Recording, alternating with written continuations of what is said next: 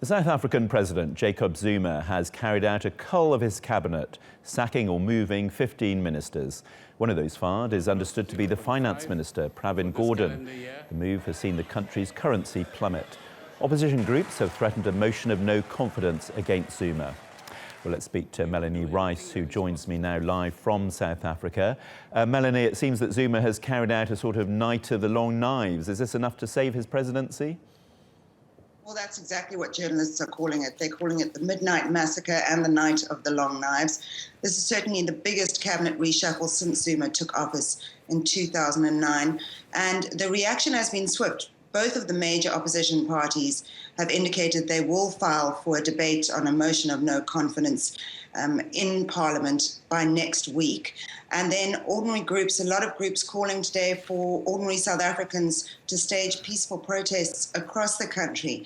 Now, the biggest move was certainly the Finance Minister, Pravin Gordhan. He's been replaced by the Minister of Home Affairs, Melanie Rice, who has little to no experience in finance and is a staunch ally of Zuma. And that's what everyone's saying this morning. What this was a purging of those who are opposed to Zuma, a rewarding of those who have supported him, and the capture of national treasury. He seems determined to hang on, but he's clearly running out of friends and allies, isn't he? This was a political risk. I mean, he does face possible all-out war within his party.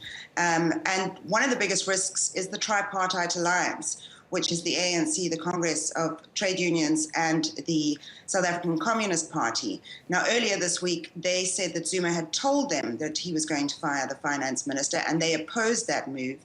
They've said that their cabinet ministers will resign in protest. And certainly for the ruling party, a breakdown in the tripartite alliance is going to have enormous ramifications.